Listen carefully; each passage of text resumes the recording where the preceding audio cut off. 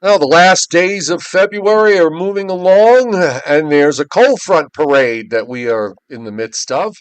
We'll talk about that and maybe sneak a peek down the road to see if there's any kind of hope for snow lovers as the clock ticks and ticks away. And well, we're back here tonight on the Joe and Joe Weather Show podcast, which you can support by shopping on Amazon using our referral link pinned to the top of the chat board or on the description to this podcast. It's very simple.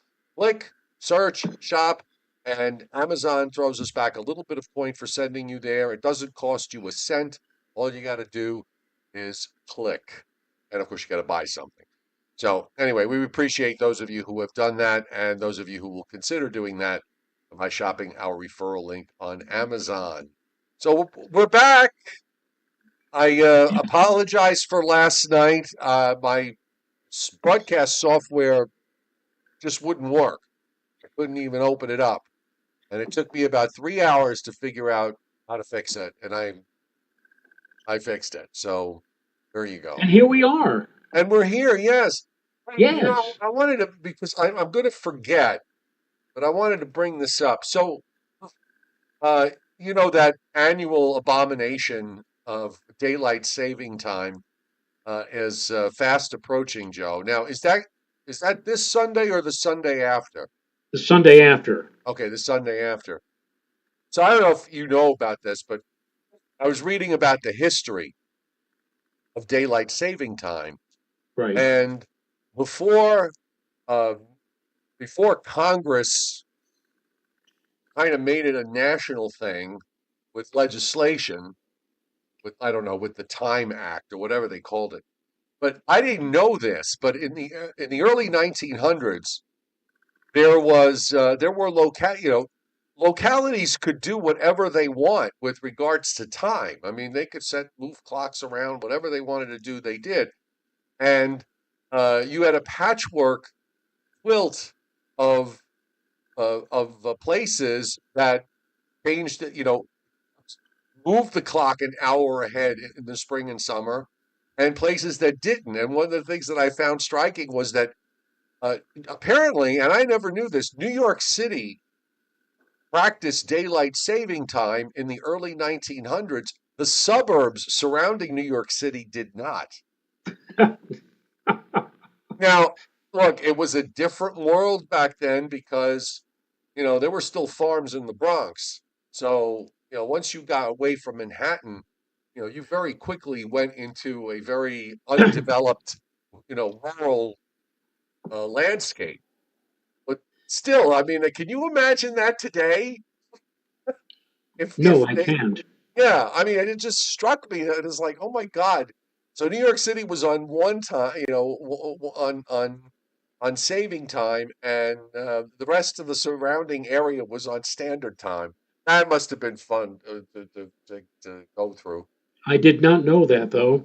Now, at the moment, in the contiguous United States, the only state that does not observe daylight saving time is Arizona. Arizona, and also Oh, out of the contiguous U.S., why? Hawaii. Yeah. So Hawaii and Arizona are the only two states that do not observe daylight saving time. So basically, during the summertime, Arizona is on Pacific time. Right. And then they So go back, and then when it goes back there, then they go on mountain time. yeah, Yeah. well, actually, Well, it they're one of those border states, where the time zone cuts right near them. I mean, in theory, you've mentioned it before. I mean, where I am in Georgia, I'm at almost 85 degrees west. I'm less than 100 miles from the central time zone, so they could do the same thing here, where they just stay on standard time, or one of the others they could just stay on all year round. Um, yeah, it's very interesting, but I don't like getting the European an hour later.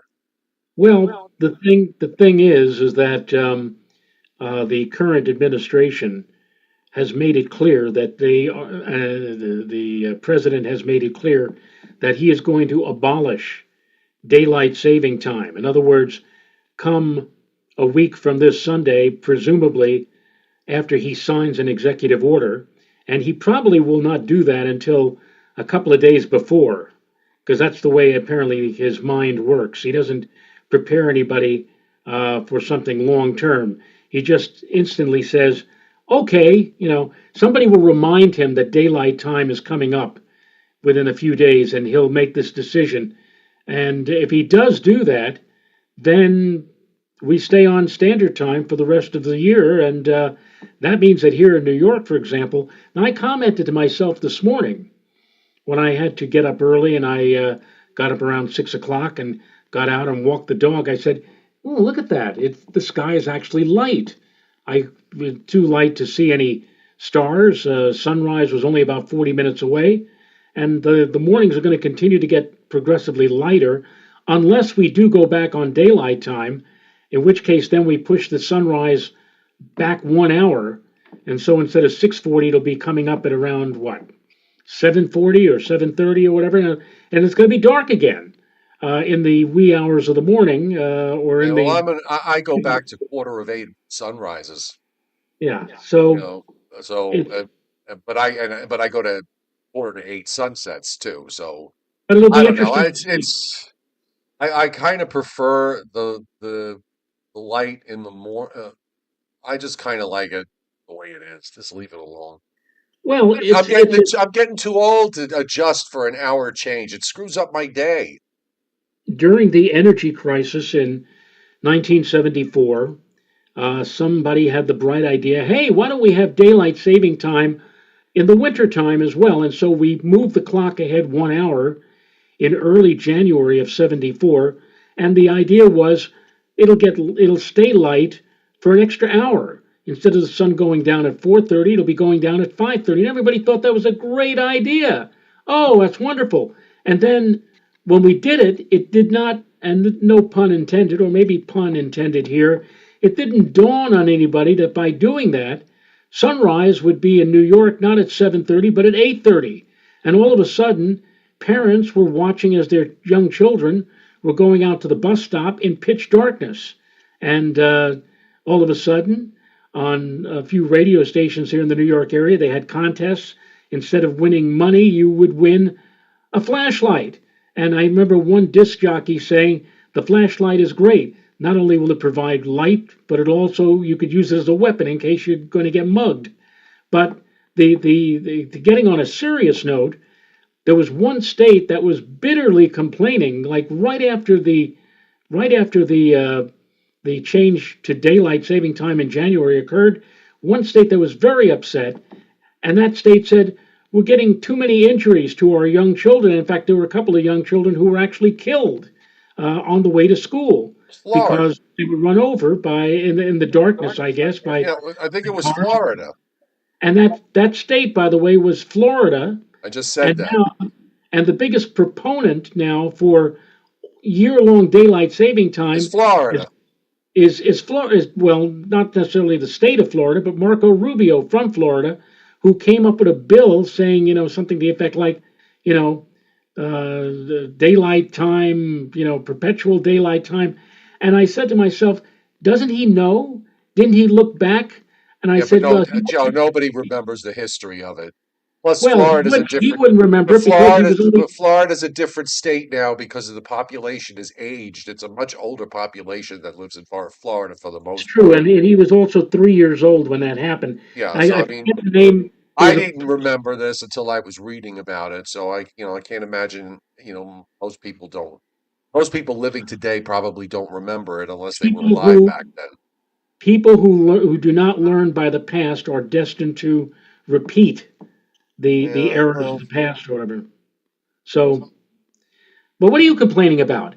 If the president comes through with his why are we promise, talking about? I started with daylight savings time. well, Why are we but chanting I'm about the saying that the president? president was the one. You said you don't like daylight saving time.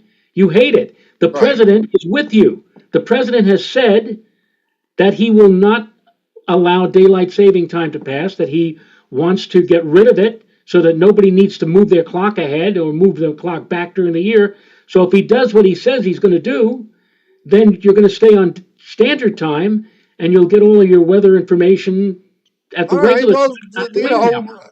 I mean, I mean, I'm not losing sleep over this. Okay. But whatever happens, happens. I doubt that we're going to see any change this year. So anyway, welcome to everybody on the chat board. And welcome to those of you who were watching in the background here on the Joe and Joe Weather Show podcast. We are here Sunday through Thursday at 7:35 p.m. Fridays and Saturdays are off days unless there's a big storm around, in which case we let you know if we're going to add a show or not. And of course, make sure you turn your notifications on so you don't miss us. Only need like 5 or 6 more people to get to 15,000 subscribers. So please subscribe so I can hit the round number and achieve a minor milestone. And of course, if you like the show, don't forget hit the like button because we like to be liked here on Joe and Joe, no matter what your political affiliation is. So on that note, let us now advance to what looks like a fairly quiet weather scene across the country. There's not a whole lot happening. It's a little bit on the warm side in up in the Northwest. So they've had some rain in areas that normally don't get rain this time of year. There's just a few winter weather advisories. I got to see what this green is. Are those flood advisories? Those are flood warnings and flood advisories. So here's where I was, talking about here in much of central and eastern Montana and into northern Wyoming. So they've gone But that's from probably due to snow melt, right? I I would would think. think that snow melt and maybe also some rain.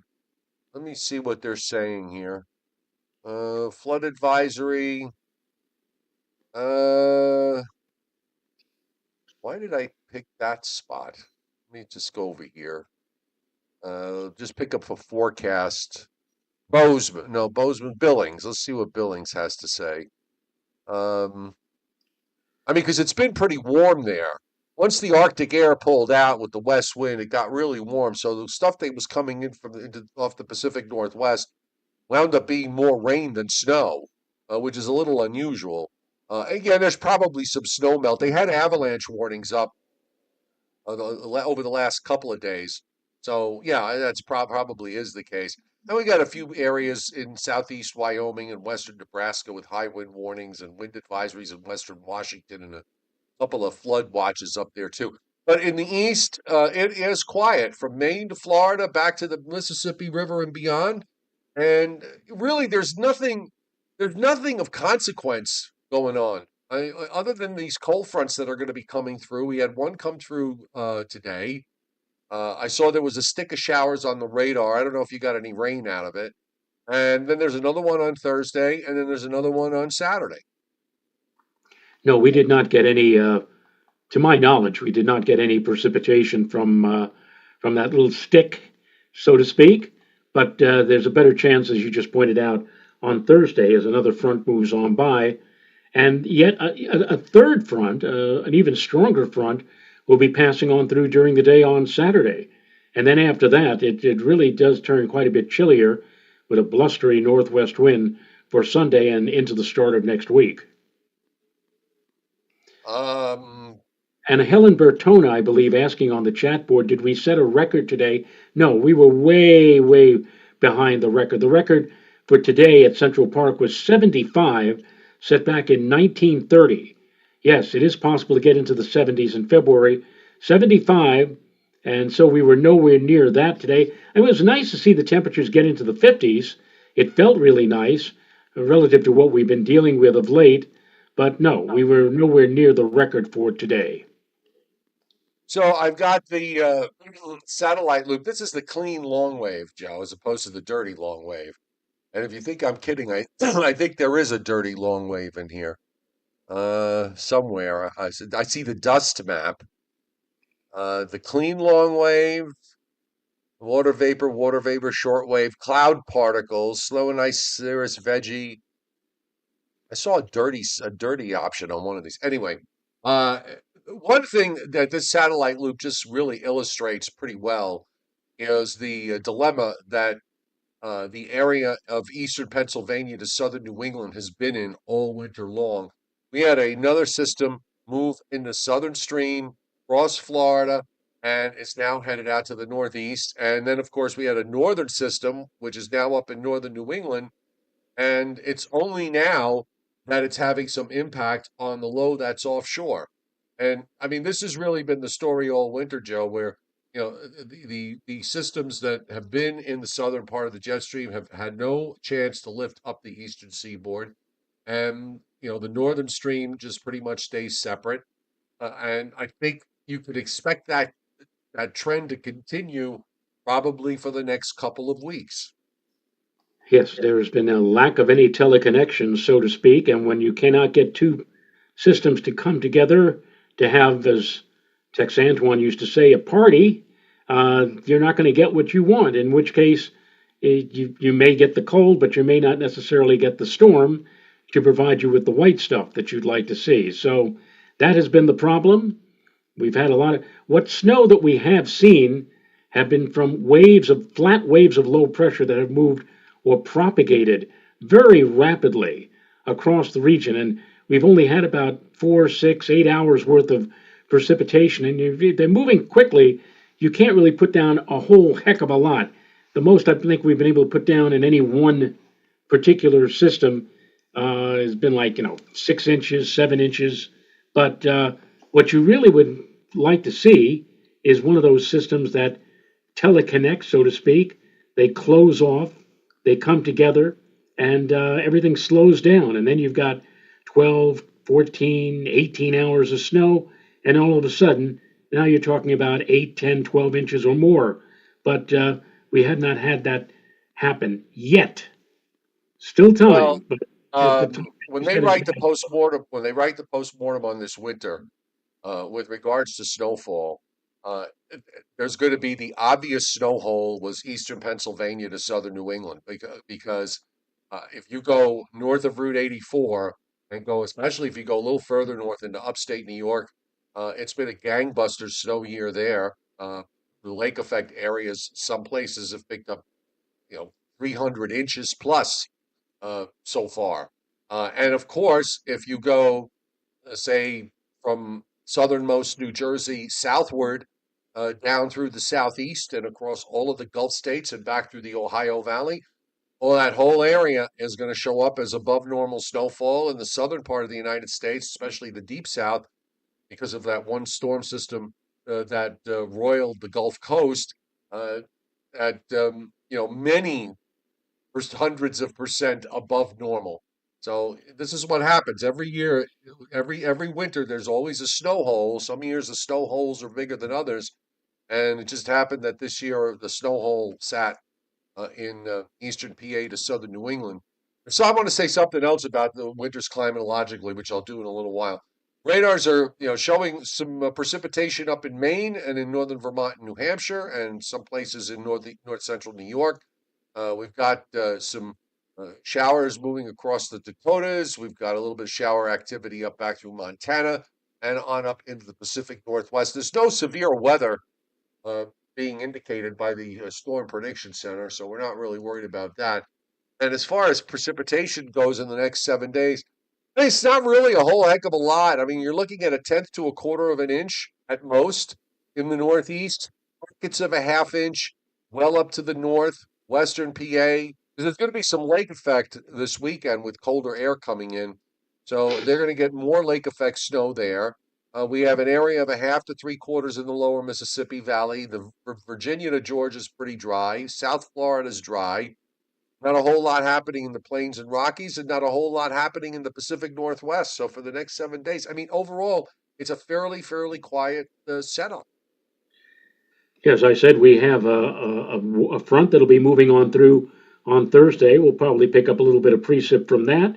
Another front will be moving on through on Saturday, a little precipitation with that. And then after that, it looks like we'll be dry Sunday through much of next week. But it will be also turning colder, noticeably colder. So don't get too used to these balmy temperatures. We'll have a couple of mild days coming up tomorrow and again on Thursday, and then we'll begin to see a trend back to colder weather later in the weekend. Ahead of that cold front on Saturday, Joe, that'll be cold front number three. Ahead of that Saturday cold front, winds will probably kick into the south southwest and push temperatures back up to near 50, and then a sharp drop in temperature back into the 30s for daytime highs Sunday and Monday, and probably nighttime lows in the teens.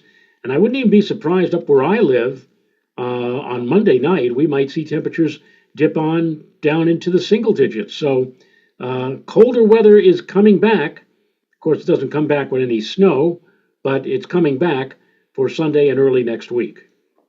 All right, so if you're a snow lover and you're in eastern Pennsylvania to southern New England, um, I think you're going to have one last window of opportunity here. If I'm reading the pattern right. Okay, so Joe mentioned, of course, we've got this trough coming through on Thursday, cold front. It's going to turn a little. We're going to be pretty, mild to warm tomorrow, mild to warm on Thursday. Friday's going to turn colder, but it's only going to probably take temperatures back into the 40s. And then we'll bounce up higher on Saturday ahead of that front. And this is where we have a deeper trough in the east and we have ridging up in the west. So our flow of air is coming down from northern Canada. And that's why we're going to get some colder air Sunday and early and for the early part of next week. After that, when we start getting towards, say, the 6th and 7th, there's probably going to be something that's going to want to go out to the lake. So some lead low that's going to want to come out and go the west side of the Appalachians. Right after that happens, I think that's where you have maybe the one opportunity that we could see something rolling along. But I'm going to tell you right now, and I'm going to show you the European because I firmly believe that if something happens, do not be shocked. Do not be shocked if it winds up happening the same way as just about every system that we've seen. And this is today's European model run. You can see the front that comes through on Thursday, very little moisture. And this is, by the way, getting to be serious with the drought situation. So that goes by. Saturday, we're going to get another front. Here's this low that's diving down to the Great Lakes. Of course, it goes by to our north, passes through upstate New York. So Saturday probably could see another day like today where you get some places get up into the 60s. And then here comes this cold shot of air for Sunday and Monday and into Tuesday morning. That's when the core of the cold air is overhead. But as I was looking at this, Joe, this is what I'm talking about. Something that goes to our west late next week. And the Europeans got this wrapped up low that goes up to Michigan. After that is when you may have something that's going to try to move across, and you know where it's going to go. And today's European has another low way down in the Gulf states, and it's got snow in Tennessee and North Carolina, and maybe into Southern Virginia. And then, of course, it goes out because there's a northern stream of energy that's coming down. It completely misses it, and I will bet it's happened so many times this winter that we've seen this happen. Why shouldn't it happen one last time? And by the way, after that happens, if you believe the models in the longer range and some of the climate models, we're going to go to a trough in a deep trough in the west and a strong ridge in the east for the second half of the month of March. So you've got this short window of opportunity, folks. I'm not I'm not expecting anything out of it, but I'm putting it out there. And so again, the time frame that you're looking at again So for, this would be, maybe around March 8th and 9th, something like that. March 8th and 9th. And because then one I'm the Climate Prediction Center is suggesting that we're going to have um, the potential for heavy rain or the excessive rains on or around March the 5th. yeah, But that that's might the be that system. That would be that the, that the front. system that moves out ahead of it. Yes. Yeah, I agree with that. And the European is especially bullish with that one because it's got, a big cold front with a whole line of, if you look at it, if it was right, it'd be showers and thunderstorms ahead of the cold front up and down the East Coast. Yeah, that would make sense. And then it would be right after that that you have that window that'll open up. But it's open up maybe about this much. But I will bet money that it will go. It'll be something that goes to the south, and I'm sure between now and then there will be the obligatory 50-inch snowstorm that'll be shown by some of the models, and of course it'll be all over social media. So prepare yourselves for that, because we all know that when we see that stuff, we can just discard it into the trash bin where it belongs, and then we'll have one last disappointment before the season's out. So we'll see. Yeah. Hope springs, hope springs eternal, ladies and gentlemen. Oh, about the other, what I wanted to say earlier about climatology with respect to what's happening these last few years. I mean, I think this will be the fifth winter of the last six of below normal snowfall. For those of you who are too young to have lived in the 70s, guess what? It has begun again. I think, the the super cycle of snow, let's call it, that began in 19, probably began in 2000 and lasted till about 2020, 2021. It's done. I think that super cycle is done. And I think now we're back to what we had in the 70s, 80s, and 90s. And the other implication of that is that in that, let's call it that super cycle of snow, Joe, in that stretch, the coast vastly outperformed inland areas when it came to snowfall totals in most of Absolutely. those winters. If you go back to the Absolutely. 70s, 80s, I mean, I could remember when I moved up here to Putnam Valley, we used to live in Levittown. And I said, initially, I said, well, now we're moving to a place where it's colder and we probably get a lot more snow up where we live as opposed to what we used to get in Nassau County. And as it turned out, at least in the first 8 or 10 years that we were up here, we kept looking back toward where we used to live. And you guys on Long Island were getting clobbered. I mean, we were getting some significant snowfall. No, don't get me wrong, but right? you guys were beating us Yeah. like almost every year. In that stretch of 20 years, if you were on the coast was the place to be, inland areas got less, and sometimes in some cases got nothing at all. Uh, that has now reversed and gone back to the way it was in the 70s, 80s, and 90s, where inland areas would get more and the coast would change over to rain more often than not.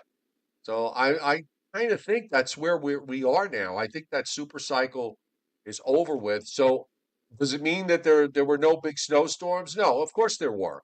But uh, instead of getting instead of getting one or two, or in some years three big snowstorms, uh, you got one every maybe 5 or 6 years, or in some cases you got one after 8 or 9 years of not getting one. So I just, I was thinking about this. Sometimes when I'm bored, I think about stuff like that. And it occurred to me today, as I was cleaning the kitchen, that the grand super cycle of coastal snows for the from New Jersey to southern New England is probably done. And now we've gone back to the way it was when we were kids. Ruben from the Mohawk Valley says, so Joe Rayo claimed last Thursday we have plenty of winter left. Would you care to correct this? I do not care to correct it.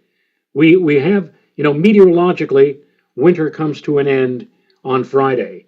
Astronomical winter will come to an end on the 20th of March, but as many of us know, and last year, case in point, you could still have winter weather here in the Northeast. We had a couple of huge snowstorms that came right after the astronomical winter came to an end in late March and early April.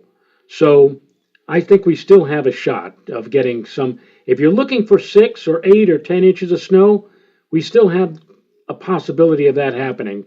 It may not happen tomorrow or in the next few days or even the next couple of weeks, but it is still out there. It's still the possibility. So, you know, Well, I gave everybody the window of time. So, yes, maybe like March 8th or 9th. That's where I would look for something to happen because I don't think anything's going to happen of consequence until then. And if we're 5 likes shy of 100, Joe, so get the bell ready. We only need five more so that you can ring the bell. And in the meantime, I will bring up Briller Jeopardy for tonight. And I'm so glad I got this thing fixed because I was really nervous last night that I wasn't going to figure it out. There you go. You got 103. are you waiting for the bell? Yes. And there it is. All right. Tonight, folks, we're doing average lows for the month of February in the following five cities. Okay. Average low for the month of February. I hate average lows. Yeah, I'm not a big fan either, but they make you think. Minneapolis, Minneapolis, Minnesota. Uh, it's hard enough for me to try to figure out the normal high temperature for a month. This is for February now, correct? Yes. How about 16?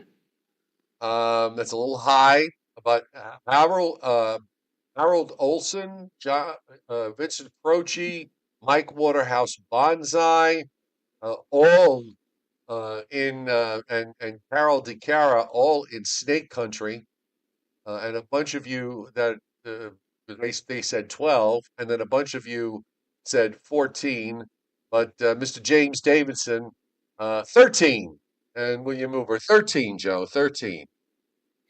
And Dennis Cassia commenting, Minneapolis? Gentlemen, this train isn't going to Minneapolis.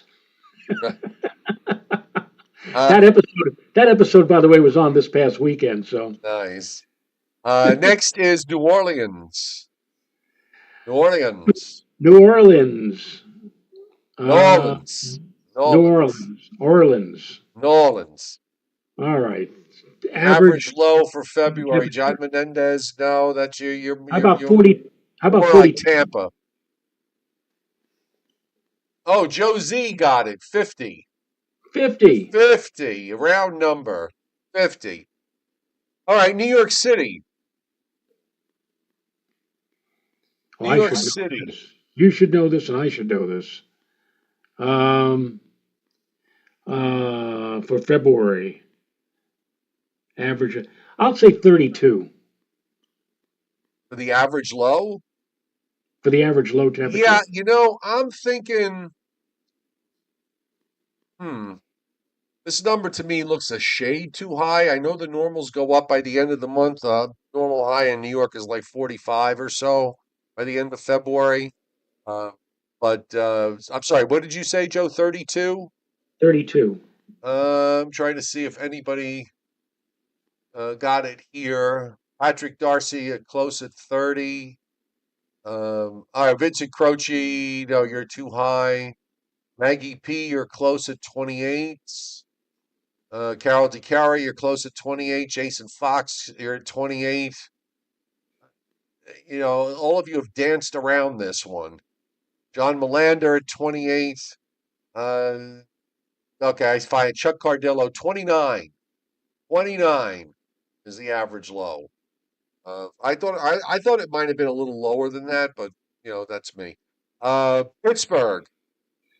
Incidentally, before we move on to Pittsburgh, we only have a few more days left in February, and then as meteorological winter comes to an end, this could turn out to be the coldest winter at Central Park since 2014. Yes. So it has been a while since we've seen as cold a winter in New York City as we've had this year. Not snowy, but at least it has been cold. Pittsburgh, Pittsburgh, I would say 27. That's too high. Northern Grace at 24 is closer. Latex Dreams at 24 is closer. Mike Waterhouse Bonsai at 24 is closer. Uh, Jimmy Z and J at 22 is just as close.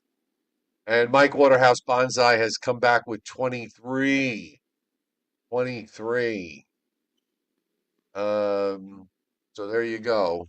Uh, Same Portland, video is 900.5. Port, Portland, Oregon. Portland, Oregon. Ah, well, their proximity to the Pacific Ocean um, could prove to be a moderation or moderator in terms of low temperatures in February. I will say 34. That's actually a pretty good guess. It's not the right guess, but it's a pretty good guess. Harold Olson at 38 is close. John Melander at 36 is close. Chuck Cardillo gets it 37. 37. And the bonus tonight is White Plains, Joe. White Plains, New York. White Plains. The low temperature. The average low in White Plains, yes. I can I must disqualify myself. Do you see this clipboard? Yeah. Oh, Can you you have see that. these I numbers? was going to ask you about that. See, Uh, I've got every single day in White Plains high and low mean temperatures. So right. I'm Well, not going to. Rothmansky, and at 24 is close. Jason Fox at 26 is close.